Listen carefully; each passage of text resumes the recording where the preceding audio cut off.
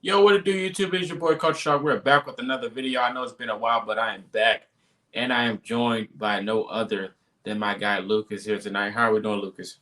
You know what? I'm feeling a lot better than I did at the end of the season. So looking forward to seeing what 2022 brings.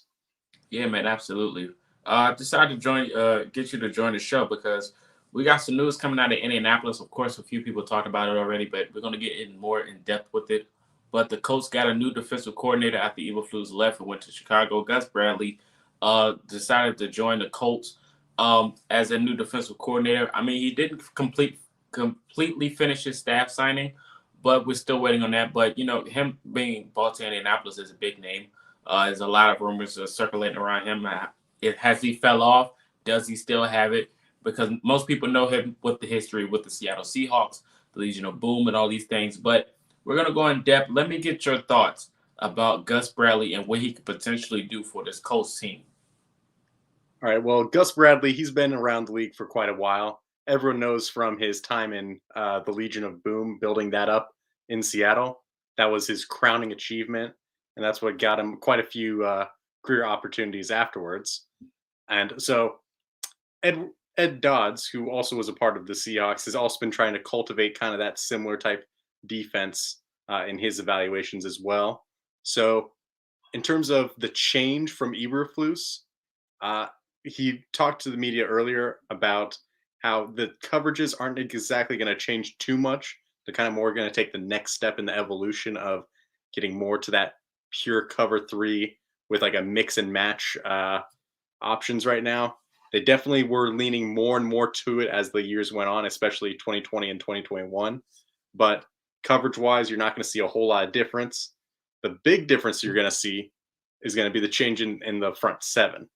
Right, there's going to be a lot less drops back for the linebackers. Instead, they're going to be more kind of reading and getting more to their zones better on that.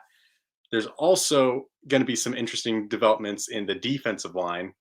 Uh, we're going to see the rise of the Leo, which is a kind of free designated rusher who can go up anywhere along the line of scrimmage, really, but is always going to be the priority for like the quickest, fastest, going right up at the pass rusher pretty much every single play. That role has been used a lot. He's used that with like Bruce Irvin back in the day. He also, when he went to the defensive coordinator for the San Diego Chargers, he also used that exact role for Melvin Ingram. And he did say he wanted to use that for a speed rusher who's around like 250 pounds. And of the guys that we've had previously, maybe Kamoko Toure fits that mold if he comes back. Could possibly see Ben Banogu get finally some more snaps in that role. Or you use little Quiddy Pay there because he has definitely shown that he has that speed. He's a little bit more on the bigger side at around 265 pounds, but he more than makes up for that size difference with just insane speed and bend. It'll be interesting to see more where he lines up from play to play, but he is going to be rushing the passer a lot more and especially kind of getting out into the wide nine sets. That's going to be a really good opportunity for him to really get some more free rushes. Yeah, man, absolutely. I'm looking forward to all of that, man. Especially when you hear the potential of Bandicoot actually playing a guy that really doesn't see the field. A lot of people circulated was his relationship with the Flus wasn't so good. That's why he didn't see the field. But I think he had his moments, and he actually he did cause a little havoc. He did sell a few games as well. But I think if you can flourish in this system like we got to have with Bradley, I think we could see him on the field a little bit more and just the excitement that you hear about this defense and what we got going with the scheme developing, more flourish. And we still have time to go get free agents that's veterans that's available that can fit into the system as well. So that leaves that window open as well. But everything that you can hear about what we got going on, the potential that he can bring, speak especially the development in his system. You can see guys like Rocky Center, all these guys developing this scheme as well. It's just the potential is the sky's the limit for this defense. Basically, I'm looking forward to see how Darius Leonard's going to play in this scheme as well. So hey, I'm excited. He did talk about his relationship with Philip Rivers that has something to do with him coming to Indianapolis as well. But who are some guys that you're looking forward to in this scheme to try to, hit that next step? Well, we saw a big breakout for Rockison, and like you said, he could possibly take that next step in 2022. That could be interesting. He could be looking at a very similar role to what Sherman was, but I don't know if he's quite going to be that absolute shutdown guy. But if he does take that next step, he could be. Who knows? Really was impressed by him, especially down the stretch. If Julian Blackman is healthy, which his health has been a big question mark even pre draft, but now, especially after this year, if healthy, he could step into a similar role as Earl Campbell or Earl Thomas, I should say. Sorry. What? It's kind of that freelance, like free safety. You're going to see a lot more single high sets with this defense. Like before, we did a lot of split safeties, always two back. Now we're going to see more of like a designated. All right, you're going to be the actual free safety. You are the designated strong safety. Not going to be quite as interchangeable. So you'll see Kari Willis kind of get that Cam Chancellor role. Julian Blackman, if healthy, gets the Earl Thomas role in terms of what we can expect for both the defenses. But the big guy who I think is going to take these next steps will be, I think, Kwity Paye.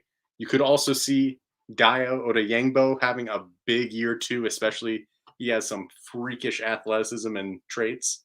He'll be more in that strong side type scheme where he isn't quite used the same way as Kwity, but he will be a lot more of a designated, like, he's going to be stopping the run, but he's also going to be going out wide and getting after the quarterback in a variety of different ways as well.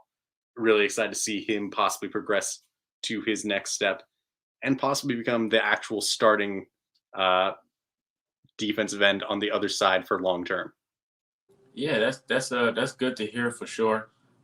Especially when you talk about Kwity Paye, a guy who was young coming into a leader role as an edge rush. We know how hard, how hard it is playing the edge rush, especially at a young age. You're gonna have to learn a lot. You're gonna get put on your back.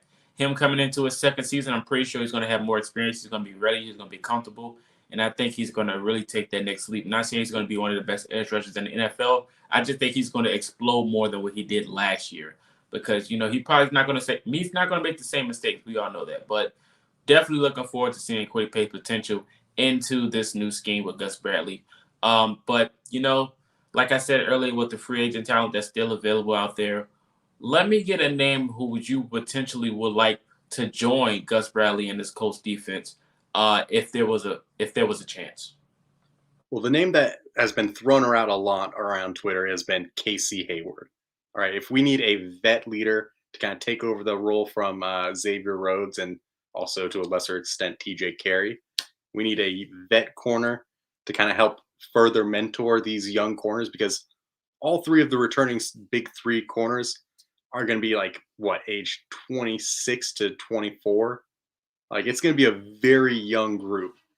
If you need a vet, Casey Hayward is a very, very good addition. He mostly has been aligned a little bit more so in the nickel, which of course that is manned by Kenny Moore, but excellent depth should anything happen to Kenny. And he is also known that he can go outside if need be, and he's been pretty darn good in that role as well. I'd love to see him being the mentor there. He's a very smart, instinctive veteran corner. But another one that I'm really, really interested to seeing reunite with Gus Bradley, Melvin Ingram. Because we could also use a vet leader for the pass rush. I mean, very young group there, not a whole lot of experience. And he went to the Chiefs this year and he looked pretty darn good in the playoffs as well.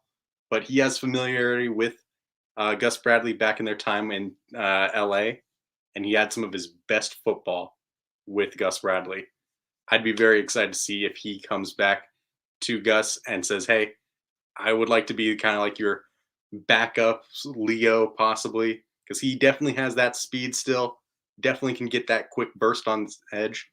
I'd be very excited to see if he can add a little something to our pass rush as well." All right.